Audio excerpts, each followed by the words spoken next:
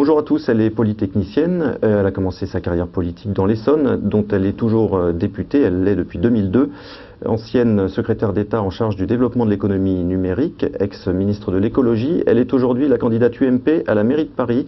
Bonjour Nathalie Kosciusko-Morizet. Bonjour. La grogne sur la réforme des rythmes scolaires semble prendre de l'ampleur. Une réunion est prévue ce matin à l'Élysée à ce sujet. Qu'attendez-vous du gouvernement ? Écoutez, d'abord, c'est bien que le gouvernement commence à se rendre compte qu'il y a un problème. Parce que ça fait maintenant plusieurs semaines que la réforme est mise en œuvre à Paris. Ça fait plusieurs fois qu'on alerte. Et on constate des vrais dysfonctionnements. Avec des problèmes qui sont pas anodins. Je vous fais un petit florilège. Des enfants qui sont fatigués et qui sont déboussolés, notamment dans les plus petites classes, avec par exemple dans les petites sections des enfants qu'on réveille avant la fin de la sieste pour les conduire aux activités périscolaires. On a des parents qui ne savent pas forcément ce que font leurs enfants, ni avec qui. Les profils des animateurs, les critères qui ont présidé au choix des animations et des animateurs ne sont pas clairs. Il y a la question de l'utilité des activités qui sont proposées. Dans certaines classes, dans certaines écoles, d'abord, il y a des animateurs qui finalement ne sont pas présentés, donc parfois c'est vraiment complètement garderie, puis il y a des animations dont l'utilité, disons, n'est pas évidente. Et puis il y a le problème de l'autorité des professeurs, qui, pour moi, est presque le problème le plus important. On crée énormément de confusion dans la tête des enfants. On met aux heures ordinairement scolaires, dans la classe, à la place de l'enseignant, un animateur qui n'a pas forcément toutes les compétences au niveau, et surtout qui ne s'inscrit pas forcément dans la pédagogie de l'enseignant. Alors on a besoin de conforter les enseignants dans leur autorité. En fait, on abîme leur autorité, on leur envoie un signal de négligence, voire de mépris. Ce que vous dites aujourd'hui, c'est que cette réforme a été précipitée, mal préparée, et vous demandez que le gouvernement lève le pied face à un premier bilan, revienne sur certaines choses. Tout le monde était d'accord pour dire que les rythmes scolaires nécessitaient un réaménagement. Semaine très chargée. Mais là, ce qu'ils ont fait, en fait, c'est qu'ils ont encore alourdi la semaine. Les enfants y vont autant que d'habitude dans la semaine et ils y retournent le mercredi matin. Et pourquoi ils ont fait ça ? Parce que Vincent Peillon, on a l'impression, voulait avoir le plus vite possible sa réforme. D'ailleurs, il a fait de manière assez maladroite. Dès qu'il a été nommé ministre, il avait annoncé, voilà, je fais une grande réforme des rythmes scolaires. C'était son truc, c'était son sujet. Il en a fait une affaire personnelle. Et bien, quand on fait une affaire personnelle d'un sujet qui concerne tout le monde, et d'abord les enfants, quand on fait une affaire politique d'un sujet qui ne devrait pas être politique, enfin écoutez, le calendrier scolaire, ça ne devrait pas être politique. À la sortie de l'école, il n'y a pas un parent de droite ou un parent de gauche qui viennent chercher leurs enfants. Il y a des parents qui veulent qu'ils réussissent le mieux dans l'école de la République. Quand on fait ça, donc, c'est un échec. Et je trouve qu'il a pris de gros risques.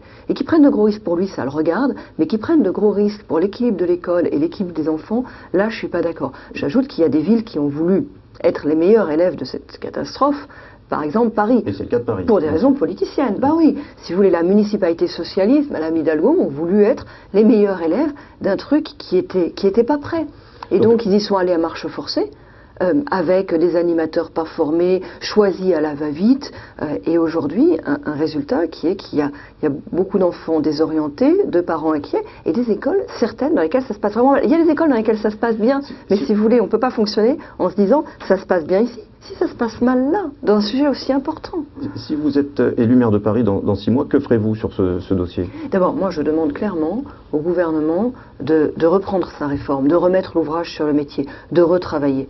Et je vois qu'il commence à bouger puisque une réunion a été convoquée à l'Élysée. Mais si le gouvernement ne prenait pas ses responsabilités, de toute façon, moi, si je suis élu maire de Paris, je prendrai les miennes au niveau local. Et je propose 3 choses qu'on peut faire sans attendre que le gouvernement change la loi, s'il ne veut pas la changer. D'abord, la transparence sur les critères qui ont présidé au choix des animations et les profils des animateurs. Moi, quand j'emmène mes enfants à l'école le matin, je les confie à un enseignant d'éducation nationale. Il a passé un concours, il est dans une équipe, il y a une inspection. Je lui fais confiance. Je fais confiance à l'école de la République. Mais la mairie de Paris, le soir, les transfère à des animateurs qui sont peut-être des gens très bien, mais je ne les connais pas. Je ne sais pas qui ils sont, je ne sais pas comment ils ont été choisis. Je veux la transparence. La deuxième chose, c'est que je veux l'utilité des animations qui sont proposées. C'est pas la même chose de faire pâte à modeler ou garderie, et de faire initiation aux langues ou numérique, et notamment dans une perspective d'égalité des chances. La ville de Paris dépense plus de 50 millions d'euros par an à l'année. Ça va être 50 millions d'euros par an à l'année. La première année, il y a une aide de l'État. Mais après, c'est 50 millions d'euros par an à l'année sur cette réforme. Il faut au moins que ça serve dans une perspective d'égalité des chances. Et puis la troisième chose, c'est que je veux qu'on conforte les enseignants dans leur autorité. Et donc je propose qu'ils aient un droit de veto sur les activités qui sont proposées aux enfants de leur classe, qu'il y ait un minimum de cohérence qui soit assuré avec leur pédagogie, parce que c'est eux qui sont responsables de la pédagogie. Autre sujet fort de l'actualité, cette décision qui est tombée hier soir, après Sephora, Monoprix va devoir fermer ses magasins à partir de 21 h tous les soirs. Qu'en pensez-vous? Écoutez, je trouve ça vraiment dommage. On a l'impression qu'il y a un mouvement régressif, en fait, qui est en train de se mettre en place sur la question des ouvertures commerciales. Moi, je l'ai dit, j'avais fait un déplacement à Bercy Village avant même l'affaire de Sephora pour demander qu'on ouvre plus largement le dimanche à Paris. C'est pas un problème législatif à Paris. On peut le faire sur la simple signature du maire de Paris, créer des nouvelles zones commerciales pour que des commerces puissent ouvrir, alors même qu'on a des touristes qui partent le week-end de Paris pour aller faire leurs courses à Londres. C'est une perte nette. Aujourd'hui, on a 7 zones touristiques à Paris. Ce que vous demandez, vous, c'est d'étendre ces zones ou d'en créer de nouvelles? Les deux. C'est-à-dire qu'aujourd'hui, vous avez l'équivalent de 650 commerces qui peuvent ouvrir par autorisation spéciale à Paris. C'est très peu. Par exemple, il n'y a pas les rues du luxe. Donc si vous allez à avenue Montaigne, rue du Faubourg Saint-Honoré, vous avez des Chinois, et notamment beaucoup de Chinois, qui s'étonnent que ce soit fermé et qui se cassent le nez sur les vitrines. Écoutez, dans ces quartiers-là, ces quartiers des rues du luxe, 60 à 70% de la clientèle sont des touristes. Donc c'est pas des gens qui achèteront en semaine plutôt que d'acheter le week-end, c'est des gens qui partent à Londres pour acheter à Londres. C'est comme ça que ça se passe. C'est la perte nette. Il faut ouvrir plus largement dans ces endroits-là, et puis il faut créer des nouvelles zones dans les endroits où ça a du sens. Les grands magasins, les grands boulevards, Bercy Village, le Palais des Congrès avec le centre commercial sous le Palais des Congrès. Je propose en fait qu'on passe de 650 boutiques sur dérogation à 10 000 et de la ville, la Chambre de commerce et d'industrie. Dans Paris intramuros. Oui, et on peut créer du jour au lendemain plus de 10 000 emplois, parce que c'est plus de 10 000 emplois tout ça. Ce genre de décision, ça ne relève que du maire de Paris? Que du maire de Paris, strictement. Et dans certains cas, il le promet depuis des années. Par exemple, à Bercy Village, leur dossier est prêt depuis des années. Les salariés le demandent. Les chefs d'entreprise le demandent, les consommateurs le demandent, et la ville de Paris, pour des raisons idéologiques, à cause de son alliance avec l'extrême gauche, dont elle est un peu prisonnière, disons-le, ne le fait pas. Alors que c'était promis. À Bercy Village, j'ai rencontré le patron de la FNAC. C'était le dimanche en 8. Bon, lui, ce dimanche-là, il était ouvert par dérogation spéciale. Il avait fait une animation BD pour pouvoir ouvrir.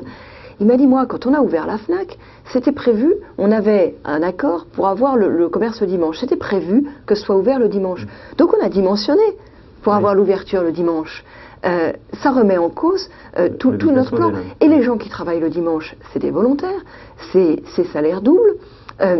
C'est par exemple des étudiants qui ont besoin de travailler pour payer leurs études. Ils préfèrent pas travailler le dimanche salaire double, plutôt que travailler la semaine avec des horaires décalés qui vont être compliqués avec leurs cours. Bah si. Donc on a retenu une proposition de 10 000 magasins ouverts le dimanche. Pour être très précise, ce que disent les présidents des comités des rues du luxe, donc Saint-Honoré, avenue Montaigne, c'est que chez eux, rien que chez eux, l'ouverture, c'est 5 000 emplois. Parce que c'est 30% de chiffre d'affaires en plus. Et moi, avec les zones commerciales que je rajoute, d'après les travaux qui ont été menés par la Chambre de commerce et d'industrie, c'est pas au doigt mouillé, hein, c'est pas en l'air, c'est au moins 5 000 de plus, donc ça fait 10 000 emplois en plus. On est en crise, écoutez. On ne peut pas, pour des raisons idéologiques, balayer ça d'un revers de la main, comme le fait la gauche, comme le fait la municipalité sortante, comme le fait Madame Hidalgo. Merci beaucoup, Nathalie Kosciusko-Morizet. À bientôt.